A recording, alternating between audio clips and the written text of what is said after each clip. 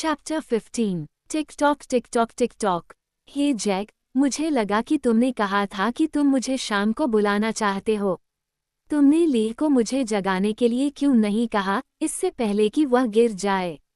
क्योंकि मुझे तुम्हारी ज़रूरत नहीं थी। मैं अभी भी अच्छा हूँ। वह पहले से ही वृत्त का उत्तरी आधा भाग उठा रहा था। कुछ नहीं, बस कुछ नहीं। आपने कुछ खोजबीन की? उसने मेरी एक साइड ट्रिप का किनारा पकड़ लिया। वह नई राह पर आगे बढ़ गया। हाँ, कुछ स्पोक चलाए। तुम्हें पता है, बस जांच कर रहा हूँ। अगर कुलीन शिकार यात्रा पर जा रहे हैं। बढ़िया कॉल। सेठ मुख्य परिधि की ओर वापस लौट आया। उसके साथ भागना लीह के साथ ऐसा करने से ज्यादा आसान था।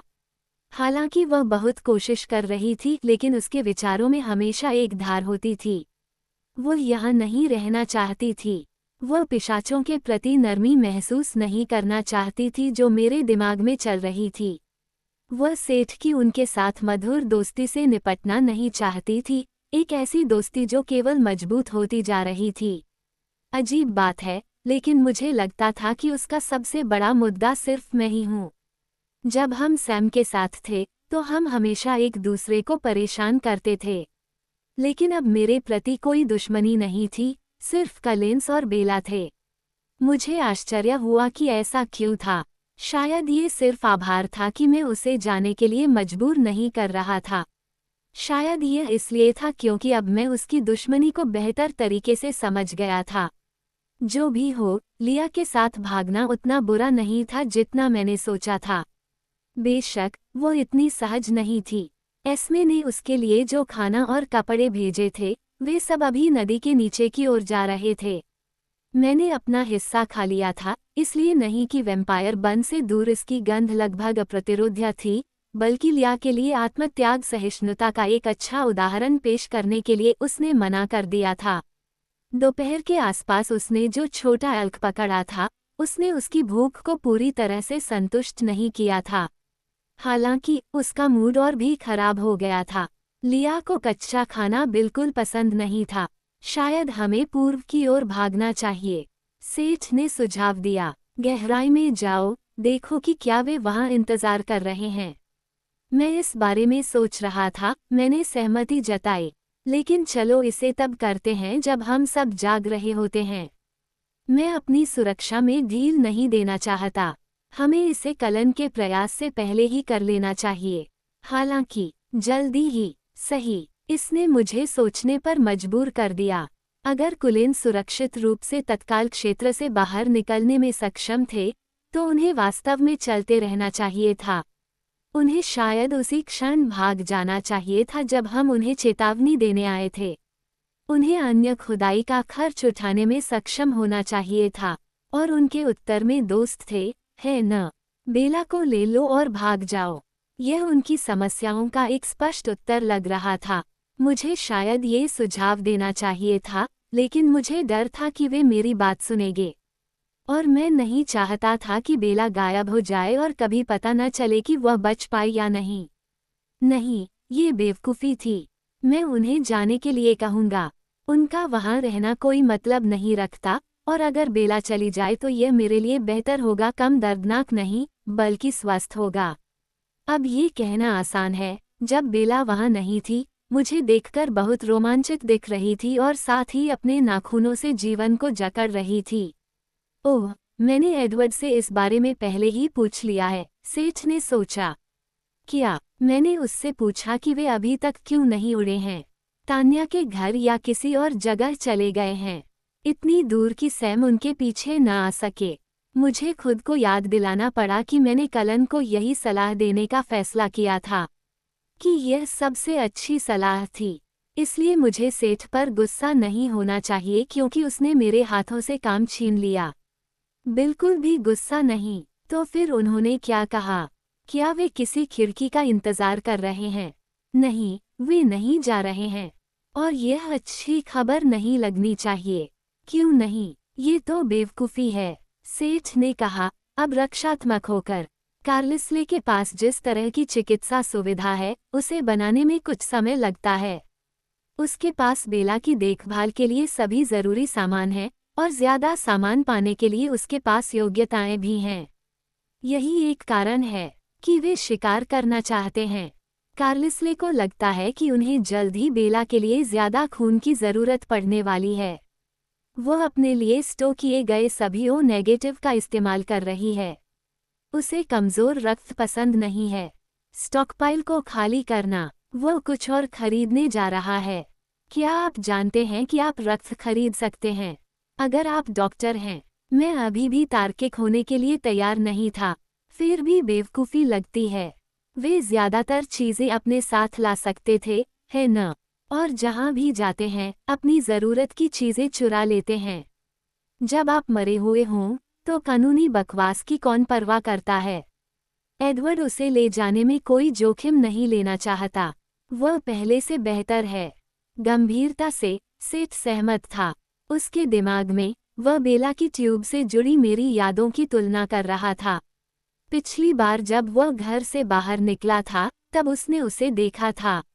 उसने उसे देखकर मुस्कुराया था और हाथ हिलाया था, लेकिन वह ज्यादा घूम फिर नहीं सकती, तुम्हें पता है। वह चीज़ उसे बहुत परेशान कर रही है। मैंने अपने गले में जमा पेट का एसिड वापस निगल लिया। हाँ, मुझे पता है। उसकी एक और पसली तोड़ दी, उसने मुझे उदास होकर बताया। मेरी चाल लड़खड़ा गई और मैं अपनी लय वापस पाने से पहले एक कदम लड़खड़ा गया। कार्लिस्ले ने उसे फिर से टेप से चिपका दिया। बस एक और दरार, उसने कहा। फिर रोज़ली ने कुछ ऐसा कहा कि कैसे सामान्य मानव शिशुओं में भी पसलियां टूटने के बारे में जाना जाता है। एडवर्ड ऐसा लग रहा था जैसे वो उसका सिर फाड़ देगा। बहुत बुरा है कि उसने ऐसा नहीं किया। सेठ अब पूरी तरह से रिपोर्ट मोड में था, ये जानते हुए कि यह सब मेरे लिए बहुत दिलचस्प था, हालांकि मैंने इसे सुनने के लिए कभी नहीं कहा था। बेला को बार बार बुखार आ रहा है। दिन भर बस हल्का पसीना आता है और फिर ठंड लगती है। कार्लिस्ले को समझ नहीं आ रहा है कि वह क्या करे। शायद वह बीमार है। उसकी प्रतिरक्षा प्रणाली अभी चरम अवस्था में नहीं है।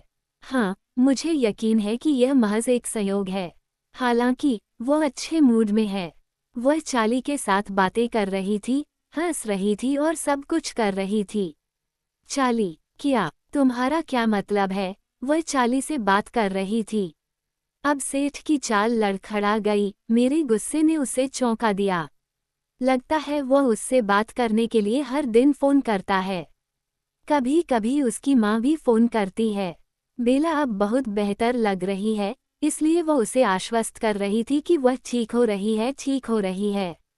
वे क्या सोच रहे हैं? चाली की उम्मीदें सिर्फ इसलिए बढ़ा दी गई हैं ताकि जब वो मर जाए तो वह और भी बुरी तरह से बर्बाद हो जाए। मुझे लगा कि वे उसे इसके लिए तैयार कर रहे हैं, उसे तैयार करने की कोशिश कर रहे हैं। वो उसे इस तरह क्यों फंसाएगी?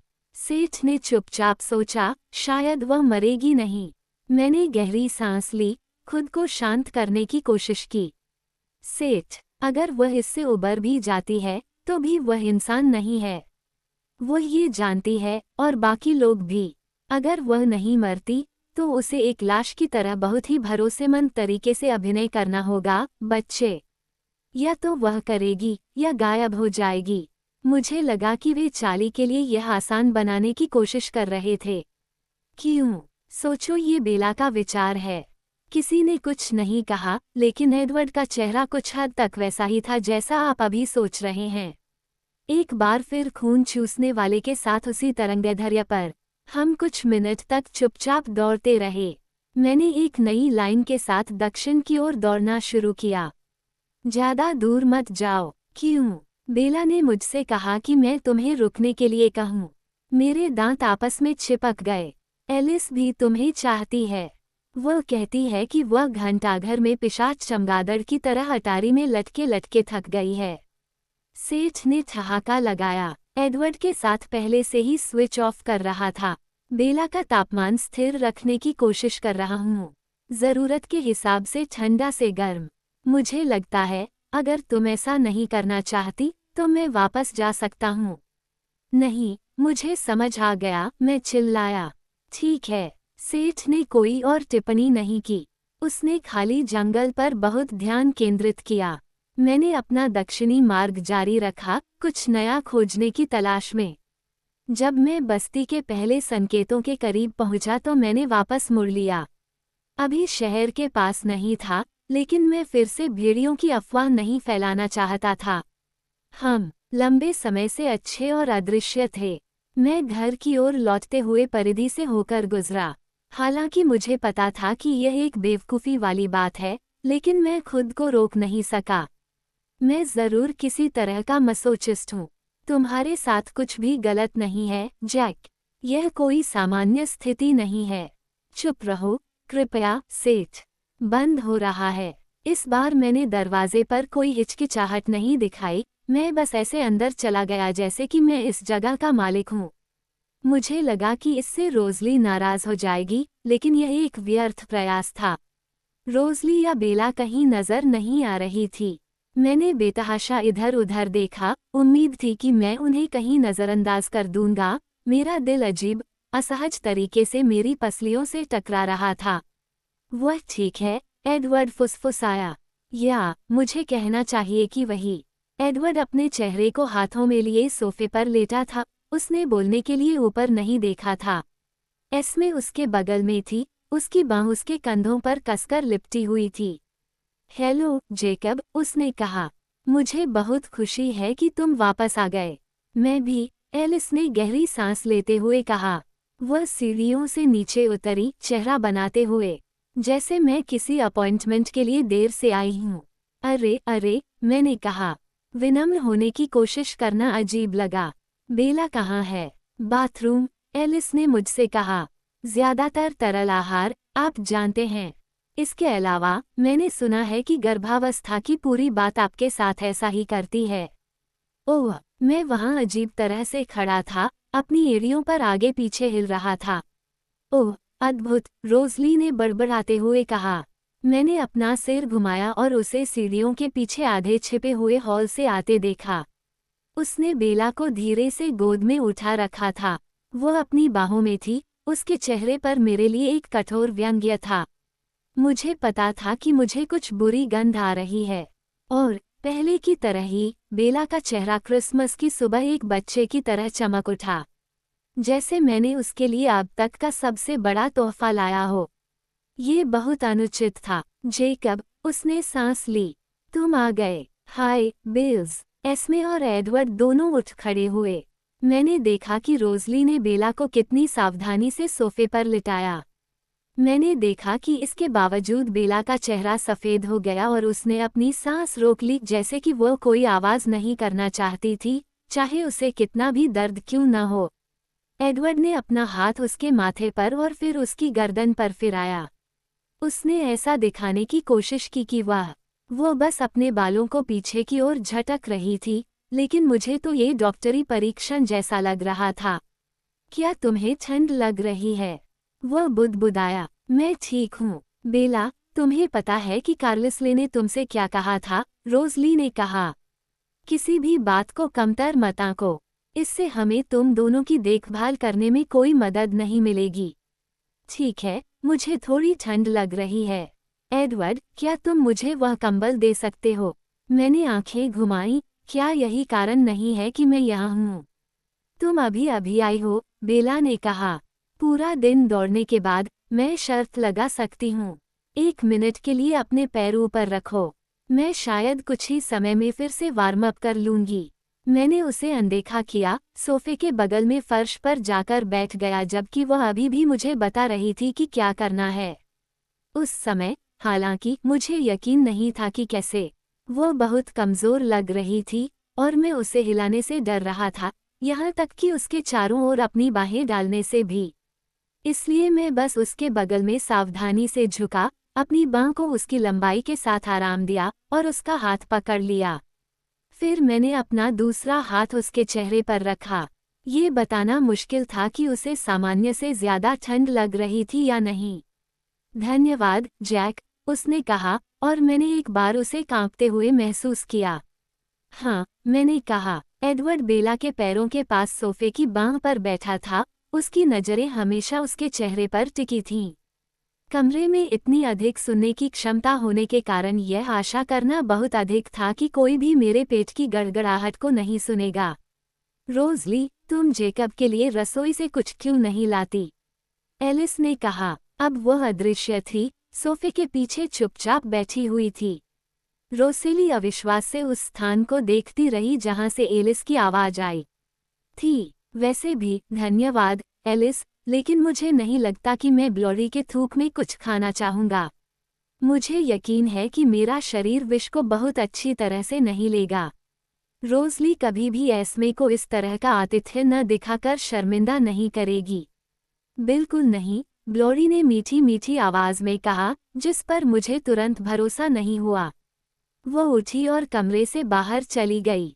एडवर्ड ने आह भरी। मैंने पूछा, अगर उसने इसमें जहर मिला दिया होता तो तुम मुझे बताते?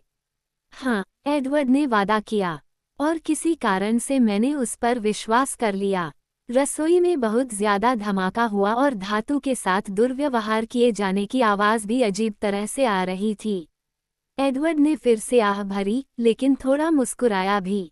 फिर रोज़ली वापस आ गई, इससे पहले कि मैं इसके बारे में ज्यादा कुछ सोच पाता।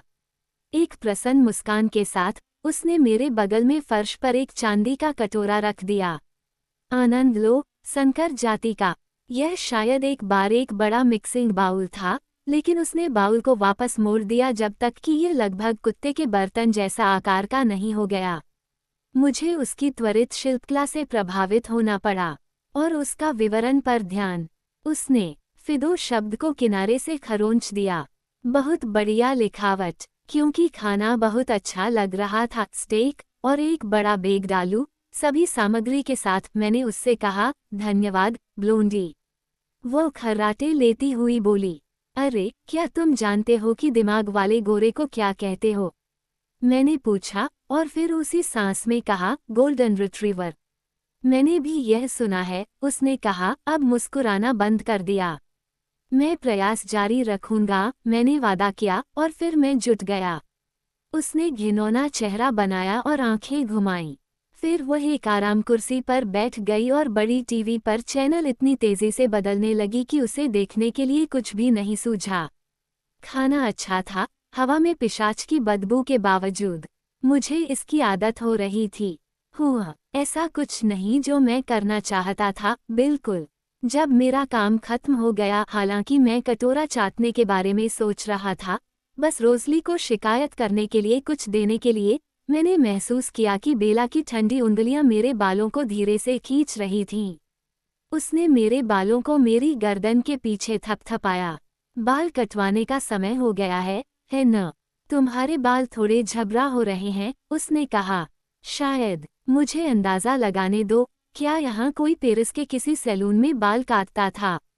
वह हंसी, शायद नहीं, धन्यवाद, मैंने कहा, इससे पहले कि वो कुछ कह पाती। मैं कुछ और हफ्तों के लिए ठीक हूँ। इससे मुझे आश्चर्य हुआ कि वो कितने समय तक अच्छी रहेगी। मैंने पूछने का एक विनम्र तरीका सोचने की कोशिश की। तो, उर्न, तारीख क्या है? तुम्हें पता है, छोटे राक्षस की नियत तारीख। उसने मेरे सिर के पिछले हिस्से पर इतनी जोर से मारा जैसे कोई उड़ता हुआ पंख हो, लेकिन उसने कोई जवाब नहीं दिया। मैं गंभीर हूँ, मैंने उससे कहा। मैं जानना चाहता हूँ कि मुझे यहाँ कब तक रहना होगा। तुम यहाँ कब तक रहोगी? मैंने अपने मन में जोड़ा। फिर मैं उसकी ओर देखने के लिए मुड़ा। उसकी आंखें विचारमग्न थीं, उसकी भौहों के बीच फिर से तनाव की रेखा दिखाई दी। मुझे नहीं पता, उसने धीरे से कहा। ठीक ठीक नहीं, जाहिर है, हम यहाँ 9 महीने के मॉडल के साथ नहीं जा रहे हैं, और हम अल्ट्रासाउंड नहीं करवा सकते, इसलिए कार्लिसले अनुमान लगा रहा है कि मैं कितनी बड़ी हूँ। सामान्य लोगों को यहाँ लगभग 40 सेंटीमीटर होना चाहिए। उसने अपनी उंगली को अपने उभरे हुए पेट के ठीक बीच में घुमाया, जब बच्चा पूरी तरह से बड़ा हो जाता है। हर हफ्ते के लिए 1 सेंटीमीटर। मैं आज सुबह 30 की थी, और मैं हर दिन लगभग 2 सेंटीमीटर बढ़ रही हूँ, कभी कभी इससे भी ज्यादा। 2 हफ्ते से एक दिन उड़ते जा रहे थे। उसकी जिंदगी तेजी से आगे बढ़ रही थी। अगर वह 40 तक गिनती कर रही थी, तो उसे कितने दिन मिले? 4। मुझे ये समझने में 1 मिनट लगा कि कैसे निगलना है। तुम ठीक हो? उसने पूछा। मैंने सिर हिलाया, पर मुझे यकीन नहीं था कि मेरी आवाज़ कैसे निकलेगी। एडवर्ड का चेहरा हमसे दूर था क्योंकि वह मेरे विचार सुन रहा था, लेकिन मैं शीशे में उसका प्रतिबिंब देख सकता था। वह फिर से जलता हुआ आदमी था। मजेदार बात यह है कि समय सीमा तय होने से जाने के बारे में सोचना या उसे छोड़ने के बारे में सोचना मुश्किल हो गया। मुझे खुशी है कि सेठ ने इस बारे में बात की, इसलिए मुझे पता था कि वे यहाँ रहने वाले हैं। यह असहनीय होगा, ये सोचकर कि क्या वे जाने वाले हैं, उन 4 दिनों में से 1 या 2 या 3 दिन छीन लेंगे। मेरे 4 दिन। ये भी मज़ेदार है कि, ये जानते हुए भी कि यह लगभग खत्म हो चुका है, उसने मुझ पर जो पकड़ बना रखी थी, उसे तोड़ना और भी मुश्किल होता जा रहा था। लगभग ऐसा ही था जैसे कि यह उसके बढ़ते हुए पेट से संबंधित था, जैसे कि बड़ा होने से वह गुरुत्वाकर्षण बल प्राप्त कर रही थी। 1 मिनट के लिए मैंने उसे दूर से देखने की कोशिश की, ताकि मैं खुद को उस आकर्षण से अलग कर सकूं। मुझे पता था कि यह मेरी कल्पना नहीं थी कि उसके लिए मेरी ज़रूरत पहले से कहीं ज़्यादा मजबूत थी। ऐसा क्यों था? क्योंकि वह मर रही थी, या ये जानते हुए कि अगर वह नहीं भी मरती, तो भी सबसे अच्छी स्थिति में वह किसी और चीज़ में बदल जाएगी जिसे मैं नहीं जान पाऊंगा या समझ नहीं पाऊंगा।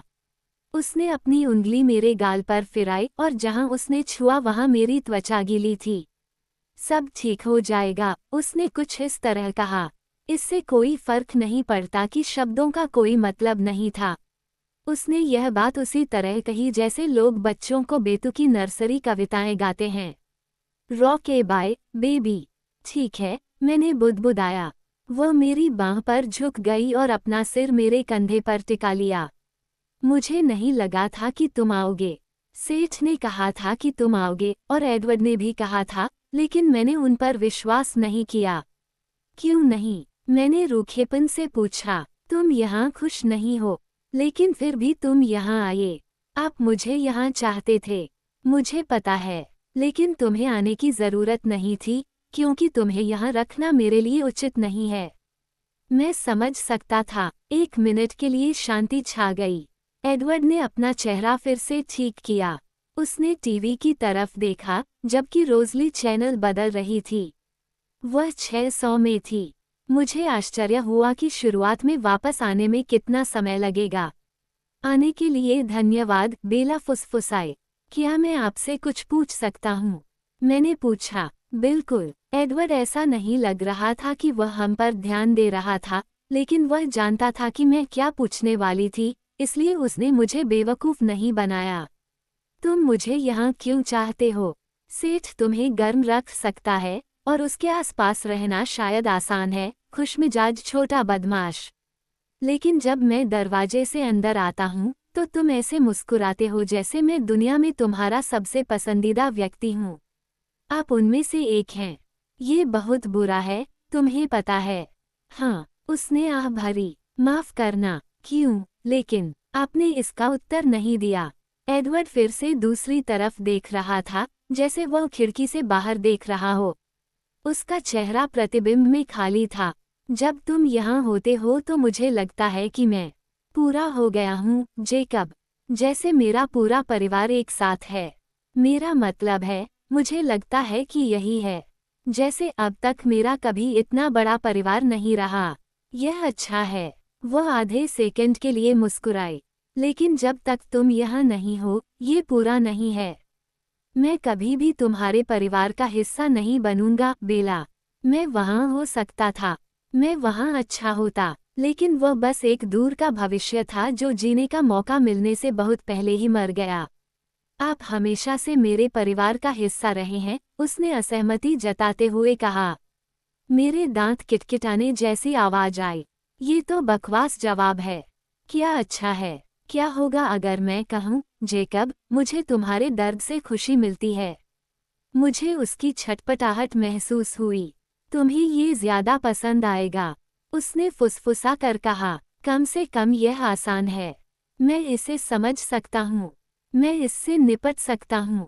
मैंने फिर उसके चेहरे की ओर देखा, जो मेरे बहुत करीब था। उसकी आंखें बंद थीं और वह भौहें सिकोड़ रही थी। हम पटरी से उतर गए, जैक। संतुलन से बाहर। तुम्हें मेरे जीवन का हिस्सा होना चाहिए, मैं यह महसूस कर सकता हूँ, और तुम भी। वह बिना आंखें खोले एक सेकंड के लिए रुकी, जैसे वह मेरे इनकार का इंतजार कर रही थी। जब मैंने कुछ नहीं कहा तो वह आगे बढ़ गई। लेकिन इस तरह नहीं। हमने कुछ गलत किया। नहीं, मैंने कुछ गलत किया, और हम पटरी से उतर गए। उसकी आवाज़ धीमी हो गई और उसके चेहरे पर झुर्रियां कम हो गईं, जब तक कि उसके होठों के कोने पर सिर्फ एक छोटी सी सिलवट नहीं रह गई। मैंने उसके द्वारा मेरे कागज़ के कटे हुए हिस्सों पर थोड़ा और नींबू का रस डालने का इंतज़ार किया, लेकिन तभी उसके गले के पिछले हिस्से से एक हल्की खर्राटे की आवाज़ आई। वह थक गई है, एडवर्ड ने बड़बड़ाते हुए कहा। यह एक लंबा दिन रहा है। एक कठिन दिन। मुझे लगता है कि वह पहले ही सो गई होगी, लेकिन वह तुम्हारा इंतज़ार कर रही थी। मैंने उसकी ओर नहीं देखा। सेठ ने कहा कि इससे उसकी एक और पसली टूट गई। हाँ, इससे उसे सांस लेने में कठिनाई हो रही है। महन, जब वो फिर से गर्म हो जाए तो मुझे बताना। हाँ, उसके हाथ पर अभी भी रोंगटे खड़े थे, जो मेरे हाथ को छू नहीं रहा था। मैंने मुश्किल से कंबल की तलाश में अपना सिर उठाया था, तभी एडवर्ड ने सोफे की बांह पर लिपटा एक कंबल उठाया और उसे इस तरह फेंक दिया कि वह उसके ऊपर आ गया। कभी कभी मन पढ़ने की चीज समय बचाती थी। उदाहरण के लिए, शायद मुझे चार्ली के साथ जो कुछ हो रहा था, उसके बारे में आरोप लगाने के लिए बहुत बड़ा नाटक नहीं करना पड़ता। वो गड़बड़। एडवर्ड को बस ये पता चल जाता कि वो कितना क्रोधित है। हाँ, उन्होंने सहमति जताई। यह अच्छा विचार नहीं है। तो फिर क्यों? बेला अपने पिता से क्यों कह रही थी कि वह ठीक हो रही है, जबकि इससे पिता और अधिक दुखी हो जाते? वो उसकी चिंता सहन नहीं कर सकती। तो ये बेहतर है। नहीं, ये बेहतर नहीं है। लेकिन मैं उसे अब ऐसा कुछ करने के लिए मजबूर नहीं करने जा रहा हूँ जिससे वह दुखी हो। जो भी हो, इससे उसे अच्छा महसूस होगा। बाकी सब मैं बाद में संभाल लूंगा। ये सही नहीं लग रहा था। बेला चार्ली के दर्द को किसी और के सामने आने वाली किसी और तारीख पर टाल नहीं सकती थी। यहाँ तक कि मरना भी। वह ऐसी नहीं थी। अगर मैं बेला को जानता, तो उसके पास कोई और योजना होनी चाहिए थी। एडवर्ड ने कहा, उसे पूरा यकीन है कि वह जीवित रहेगी। लेकिन मनुष्य नहीं, मैंने विरोध किया। नहीं, इंसान नहीं। लेकिन वह चार्ली को फिर से देखने की उम्मीद करती है। ओह, ये तो और भी बेहतर होता चला गया। देखो, चार्ली। मैंने आखिरकार उसकी तरफ देखा, मेरी आंखें फटी की फटी रह गईं। बाद में, चार्ली को देखना जब वह पूरी तरह से चमकीली सफ़ेद हो जाएगी और उसकी आंखें लाल हो जाएंगी। मैं खून चूसने वाला नहीं हूँ, इसलिए शायद मैं कुछ भूल रहा हूँ, लेकिन चार्ली अपने पहले भोजन के लिए एक अजीब पसंद लगती है। एडवर्ड ने आह भरी। वह जानती है कि वह कम से कम 1 साल तक उसके पास नहीं रह पाएगी। उसे लगता है कि वह टाल मटोल कर सकती है। चार्ली से कहो कि उसे दुनिया के दूसरी तरफ एक विशेष अस्पताल में जाना है। फ़ोन कॉल के जरिए संपर्क बनाए रखो। यह पागलपन है। हाँ, चार्ली बेवकूफ़ नहीं है। अगर वो उसे नहीं भी मारती, तो भी उसे फर्क नजर आएगा। वह इसी पर निर्भर है। मैं उसे घूरता रहा, उसके स्पष्टीकरण की प्रतीक्षा करता रहा। बेशक, वो बूढ़ी नहीं होगी, इसलिए यह एक समय सीमा तय करेगा, भले ही चार्ली बदलावों के लिए जो भी बहाना बताए, उसे स्वीकार कर ले। वह हल्के से मुस्कुराया। क्या तुम्हें याद है जब तुमने उसे अपने बदलाव के बारे में बताने की कोशिश की थी? तुमने उसे कैसे अनुमान लगाया? मेरा खाली हाथ मुट्ठी में कस गया। उसने तुम्हें इसके बारे में बताया? हाँ, वह अपना विचार समझा रही थी। आप देखिए, उसे चार्ली को सच बताने की अनुमति नहीं है, यह उसके लिए बहुत खतरनाक होगा। लेकिन वह एक चतुर, व्यावहारिक आदमी है। उसे लगता है कि वह अपना स्पष्टीकरण खुद ही दे देगा। उसे लगता है कि वह गलत होगा। एडवर्ड ने नाक भान सिकोड़ी। आखिरकार, हम पिशाच सिद्धांत का पालन शायद ही करते हैं। वह हमारे बारे में कुछ गलत धारणा बना लेगा, जैसे उसने शुरुआत में की थी, और हम उसके साथ चलेंगे। उसे लगता है कि वो उसे समय समय पर देख पाएगी। पागल, मैंने दोहराया। हाँ, उसने फिर सहमति जताई। उसे खुश रखने के लिए उसे अपनी मर्जी से काम करने देना उसकी कमजोरी थी। इसका नतीजा अच्छा नहीं होगा। इससे मुझे लगा कि शायद वह यह उम्मीद नहीं कर रहा था कि वह अपनी पागलपन भरी योजना को आजमाने के लिए जीवित रहेगी। उसे खुश करना, ताकि वह कुछ और समय के लिए खुश रह सके। जैसे 4 दिन और, जो भी होगा, मैं उससे निपट लूंगा, उसने फुसफुसाते हुए कहा, और उसने अपना चेहरा नीचे कर लिया और दूर चला गया ताकि मैं उसका प्रतिबिंब भी न पढ़ सकूं। मैं अब उसे दर्द नहीं पहुंचाऊंगा। 4 दिन, मैंने पूछा। उसने ऊपर नहीं देखा। लगभग। तब क्या? आपका वास्तव में क्या तात्पर्य है? मैंने बेला की कही बात के बारे में सोचा। उस चीज को किसी मजबूत चीज में अच्छे से और कसकर लपेटा गया था, वैम्पायर की खाल जैसी कोई चीज। तो ये कैसे काम आया? ये कैसे बाहर निकला? उन्होंने फुसफुसाते हुए कहा, हमने जो थोड़ा बहुत शोध किया है, उससे ऐसा प्रतीत होता है कि ये जीव गर्भ से बाहर निकलने के लिए अपने दांतों का इस्तेमाल करते हैं। मुझे पित्त को निगलने के लिए रुकना पड़ा। शोध? मैंने कमजोरी से पूछा। यही कारण है कि आपने जैस्पर और एम्मेट को आसपास नहीं देखा है। कार्लिसले अब यही कर रहा है। प्राचीन कहानियों और मिथकों को समझने की कोशिश कर रहा है। जितना हम यहाँ काम कर सकते हैं, उतनी ही कोशिश कर रहा है। ऐसी किसी भी चीज की तलाश कर रहा है जो हमें प्राणी के व्यवहार की भविष्यवाणी करने में मदद कर सके। कहानियाँ अगर मिथक होते तो क्या यह अपनी तरह की पहली घटना नहीं है? एडवर्ड ने मेरे सवाल का अनुमान लगाते हुए पूछा। हो सकता है। ये सब बहुत ही अस्पष्ट है। मिथक आसानी से भय और कल्पना की उपज हो सकते हैं। हालांकि, वो हिचकिचाया, आपके मिथक सत्य हैं, है न? शायद ये भी सत्य हूँ। वे स्थानीयकृत, जुड़े हुए प्रतीत होते हैं। तुम्हें कैसे पता चला? दक्षिण अमेरिका में हमारी मुलाकात एक महिला से हुई। वह अपने लोगों की परंपराओं में पली बड़ी थी। उसने ऐसे जीवों के बारे में चेतावनियां सुनी थीं, पुरानी कहानियां सुनी थीं जो पीढ़ी दर पीढ़ी चली आ रही थीं। क्या चेतावनियां थीं? मैंने फुसफुसाकर पूछा। इस प्राणी को तुरंत मार दिया जाना चाहिए, इससे पहले कि वह बहुत अधिक ताकत हासिल कर ले। बिल्कुल वैसा ही जैसा सैम ने सोचा था। क्या वह सही था? बेशक, उनकी किंवदंतियां भी हमारे बारे में यही कहती हैं कि हमें नष्ट कर दिया जाना चाहिए, कि हम आत्माविहीन हत्यारे हैं। 2 के बदले 2। एडवर्ड जोर से हंसा। उनकी कहानियां माताओं के बारे में क्या कहती हैं? उसके चेहरे पर पीड़ा के भाव उभर आए, और जैसे ही मैं उसके दर्द से दूर हटने लगी, मुझे पता चल गया कि वह मुझे कोई जवाब नहीं देगा। मुझे संदेह था कि वह बोल भी सकता है। ये रोज़ली थी जो बेला के सो जाने के बाद से इतनी शांत और स्थिर थी कि मैं उसे लगभग भूल ही गया था। जिसने उत्तर दिया। उसने अपने गले के पिछले हिस्से में तिरस्कार भरी आवाज निकाली। बेशक कोई जीवित नहीं बचा, उसने कहा। कोई जीवित नहीं बचा, बेबाक और बेपरवाह, बीमारी से भरे दलदल के बीच में जन्म देना और दवाई लगाने वाला आदमी। बुरी आत्माओं को भगाने के लिए आपके चेहरे पर आलस का थूक लगाना कभी भी सबसे सुरक्षित तरीका नहीं रहा है।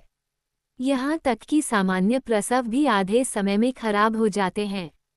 उनमें से किसी के पास भी वह नहीं था जो इस बच्चे के पास है, ऐसे देखभाल करने वाले जो ये जानते हों कि बच्चे को क्या चाहिए, जो उन जरूरतों को पूरा करने की कोशिश करते हैं।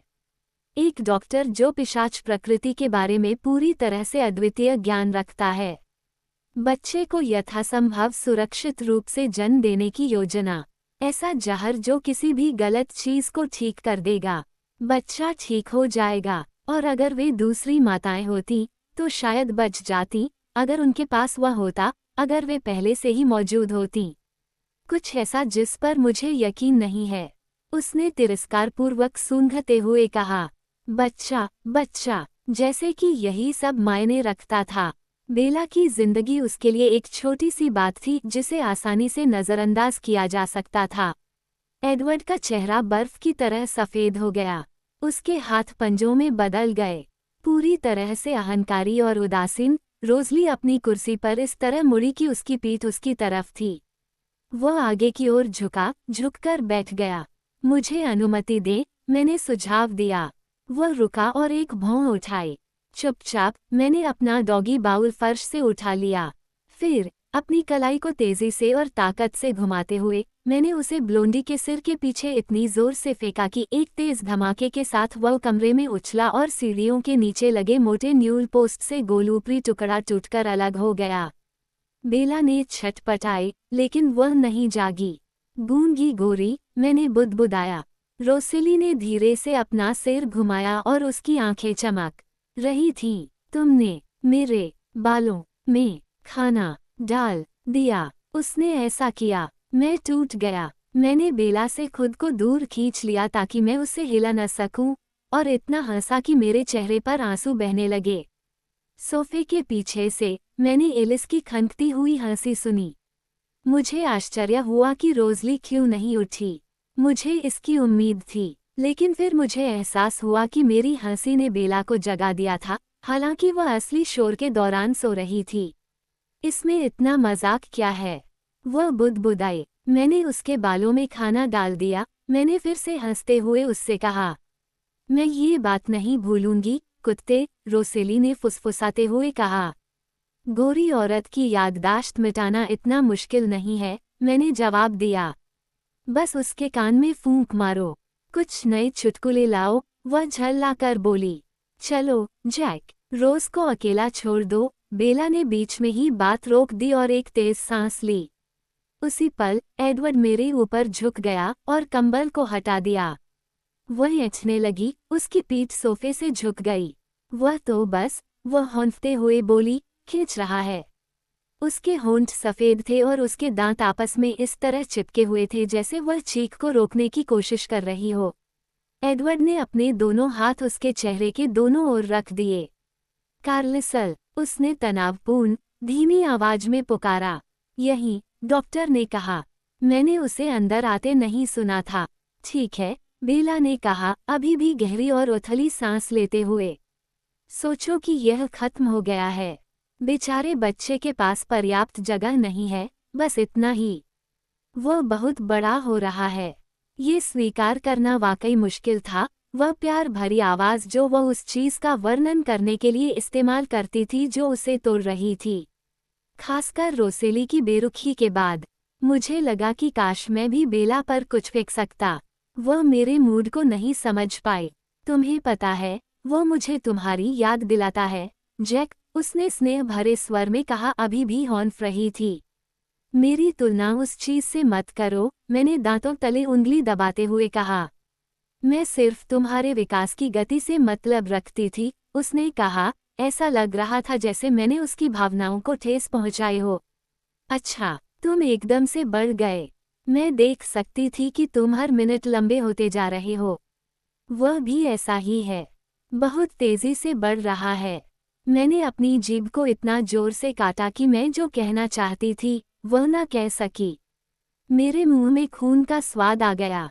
बेशक, इससे पहले कि मैं निगल पाऊं, ये ठीक हो जाएगा। बेला को यही चाहिए था, मेरी तरह मजबूत होना, ठीक होने में सक्षम होना। उसने हल्की सांस ली और फिर सोफे पर आराम से लेट गई। उसका शरीर शिथिल हो गया। कार्लिसले ने बड़बड़ाया। मैंने ऊपर देखा और उसकी नज़र मुझ पर थी। क्या? मैंने मांग की। एडवर्ड का सिर एक ओर झुक गया और वो कार्लिसले के दिमाग में चल रही बातों पर विचार करने लगा। तुम्हें पता है कि मैं भ्रूण की आनुवंशिक संरचना के बारे में सोच रहा था, जेकब। उसके गुणसूत्रों के बारे में।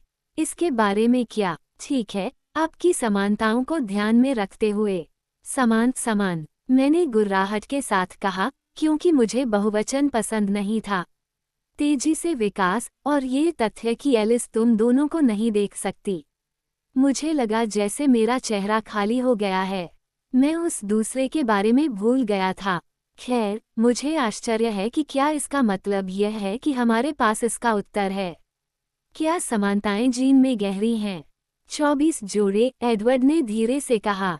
तुम्हें यह नहीं पता? नहीं, लेकिन अटकलें लगाना दिलचस्प है, कार्लिसले ने शांत स्वर में कहा। हाँ, बहुत ही रोचक। बेला के हल्के खर्राटे फिर से शुरू हो गए, जिससे मेरा व्यंग्य और भी स्पष्ट हो गया। फिर वे इसमें शामिल हो गए और जल्दी ही जेनेटिक्स की बातचीत को इस हद तक ले गए कि मैं सिर्फ थेबस और थियांस शब्द ही समझ पाया। और बेशक मेरा अपना नाम भी। एलिस भी इसमें शामिल हो गई और अपनी चहकती हुई पक्षी जैसी आवाज में कभी कभी टिप्पणी करती रही। हालांकि वे मेरे बारे में बात कर रहे थे, लेकिन मैंने ये जानने की कोशिश नहीं की कि वे क्या निष्कर्ष निकाल रहे थे। मेरे दिमाग में कुछ और बातें थीं, कुछ तथ्य थे जिन्हें मैं समझने की कोशिश कर रहा था। तथ्य 1, बेला ने कहा कि प्राणी को पिशाच की त्वचा जैसी मजबूत चीज द्वारा संरक्षित किया गया था, जो अल्ट्रासाउंड के लिए बहुत अभेद्य थी, सुइयों के लिए बहुत कठोर थी। तथ्य 2, रोजली ने कहा कि उनके पास इसे पहुंचाने की योजना थी। तीसरा तथ्य, एडवर्ड ने कहा कि मिथकों में इस तरह के अन्य राक्षस अपनी माताओं को चबाकर बाहर निकल जाते थे। मैं सिहर उठा और यह बात एक अजीब तरह की समझ में आई, क्योंकि तथ्य 4, बहुत सी चीजें वैम्पायर की त्वचा जैसी मजबूत चीज को नहीं काट सकती। आधे प्राणी के दांत मिथक के अनुसार काफी मजबूत थे। मेरे दांत काफी मजबूत थे और पिशाच के दांत काफी मजबूत थे।